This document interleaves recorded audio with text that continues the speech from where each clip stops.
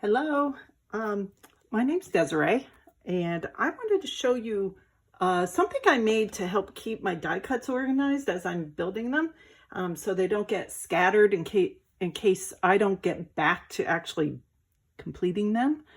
I've had that happen before where I have die cuts on my desk, it's getting late, I'm going to bed, and I come back down a couple of days later and they're all over the place, or I can't find one.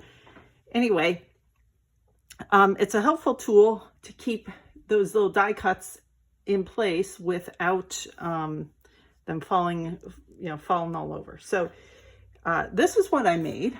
And I'm not gonna lie, this is similar to what cross stitchers use to keep floss in place. They have, people make similar trays like this. And all this is foam board from the Dollar Tree. So you can cut up foam board to make 4-compartment, 2-compartment, whatever you want. And the trick here is lining it with something that's going to snag these, right? Now, if this fell on the ground, would some of them come out? Probably, right? But you can see, a lot of I'm moving them back and forth and they're staying pretty still. Now, if you jiggle it, yeah, they might come out. But these are, I think they're pretty good. As you can see, I've had some Easter stuff in here for a while, and it's September. So they haven't gone missing. And you can stack them up. They're thin. You can see this is only 3/4 inch deep. And you can see kind of how I constructed it. So I'm going to show you how I made this. And the list of products I'm using. So here we go. Hopefully you can see that. So for the foam board, I need 2 pieces each of 6 by 4.5 inch pieces of foam board. And you can see I have marks on there, and I'll talk about that in a second. And then I need 3 each of, let me find them, 3 each of 6 inches by 3¼ inch pieces. Okay, and that's what this, and this is. Okay. I need 2 each of 9 5/8 by 3¼ and that's what the sides will be. Okay. And then if you want to make this into a 4-compartment tray like that, you're going to need some cross pieces. And so rather than making this into 4 pieces, the bottom part, I just cut 1/4 inch off, and I will use, so 2 each of 4.5 by 1/2 inch pieces of foam core. And then the felt, can just grab any felt. Doesn't have to be wool or anything fancy. Just buy it in the craft store or the kids section at Walmart in the craft area. And you can cut 2 each of 6 by 4.5. That's what these are. You're going to need some hot glue, lots of hot glue here, a craft knife. So I use just a Stanley knife to cut the pieces, and a pen of some sort. I'm a quilter as well, so I use friction pens, and they're neat because even though, like, you can see this pen mark, I can get rid of it with heat. So I have my heat it tool. So being a paper crafter, I have this heat it tool from Ranger, and I just turn it on and heat it up, and it disappears. So I'm not looking at that. Now we'll come back, you have to mess around with it a little bit. You might see a mark here or there. You can reheat it and get rid of it. So that's all I'll do. Get rid of those. You can do it after you glue everything down as well. It doesn't have to be right now. Okay, doesn't hurt anything. A little bit like magic. Some quilters have said they've seen their lines come back on their quilts when it gets cold. The quilt gets cold. It's interesting, but so far I've never had a problem like that. So let's just put one of these together. Pretty straightforward. I'm gonna bring my glue gun in. Hopefully it's hot enough.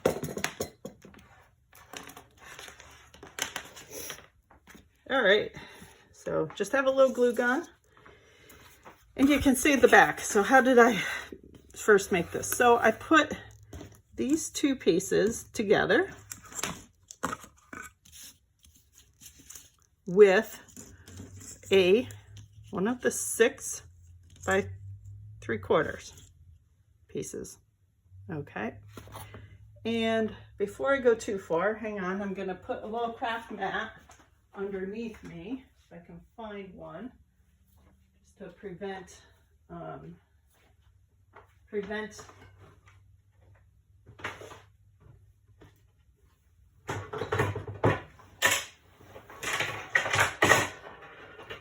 sorry about that. Just to prevent my glue from getting all over my, you can see I already have some glue on here, but the hot glue. So, all right, so we're just gonna do that. Voila, this is the Tim Holtz little media mat, I think it's called, or whatever, silicone mat. All right, so I'm gonna take one of these first, and we're gonna glue that on, hot glue it on. There's no big science to this. I'm just gonna work kind of quickly. Ooh, you can see I'm a little bit sloppy here. And I'm just gonna do, you can see that. I'm gonna kind of even up the edges and press it in and hold it. Okay, make sure it's kind of perpendicular.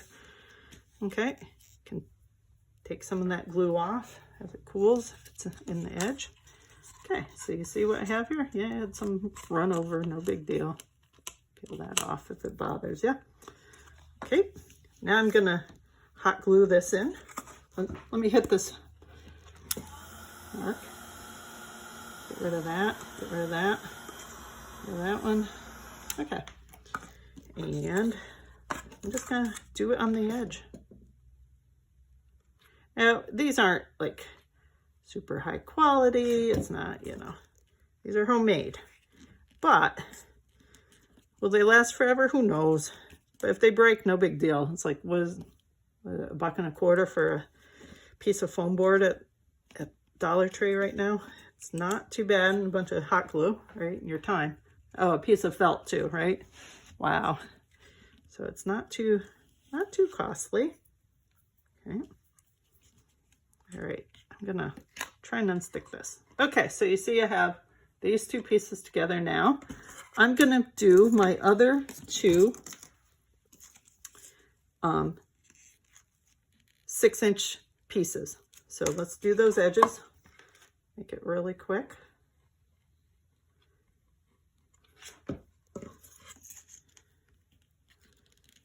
You know, sometimes the foam core gets banged up in the store, or gets banged up on the way home, whatever. Just roll with it.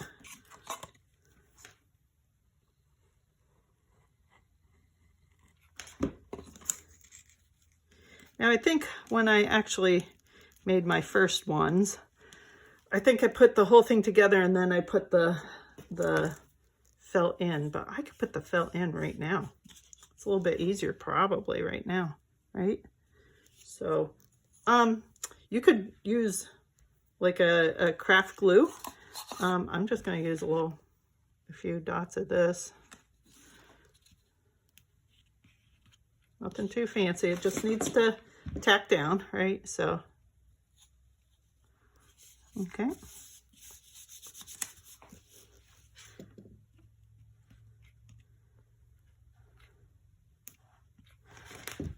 I'm not sure of it, but I think I'm not sure who the original cross stitcher was, and it may have been a quilter, Lori Holt, not Holtz. I mean, I'm a big Tim Holtz fan, but I would love to see a Lori Holt, Tim Holtz collaboration. She's a great quilter. She's a crocheter. She's a cross stitcher, and she makes some fabulous things. And I think she made the original ones of these for holding floss, cross stitch floss. Okay, so now I could do this right here and now, right? Oh, yeah. Yeah, I must have, I bet on the 4 banger over here, the 4 one, I put those in first and then I No, I didn't. I glued that on top. Okay, we're going to glue that on top. I lost one of these guys when I was winging that around. There it is. Okay, I'm just going to measure, right, 6 inches. I'm going to go with my friction pen. I'm going to measure 3 inches down. 3 inches here. So we get somewhat centered. I mean, if it's not centered, it is like, you know, not a big deal. You can make all sorts of compartments, right? Now, this looks a little ugly, right? So I'm gonna put that face down. As you can see, I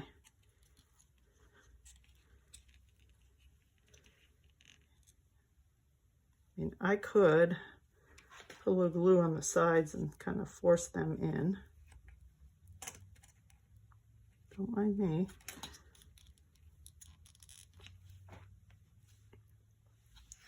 All right, this time when I do it, I'm going to put it on 3 ends.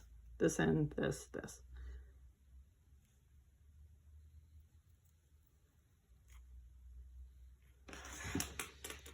All right, just going to try and center that up somewhat. Kind of hold that in place. Hey, is it a little wonky? Yep, that's okay. It's homemade. It's just a tool, right?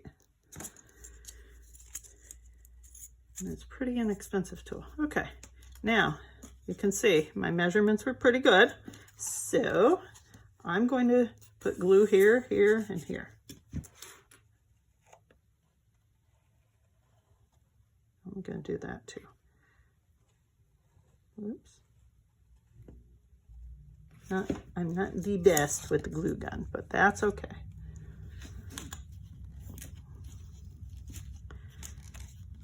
All right, look at that. All right, one more side, and we got a tray. We will have a tray that we can use to put maybe some of my Halloween. Right now it's Halloween, and we're gonna start in on Christmas paper crafting. You could also, hey, you could use this for cross stitch too. I mean, there's nothing saying you can't. And you could have 4 compartments for various things. You can see this is, all right, look at that. As easy as that.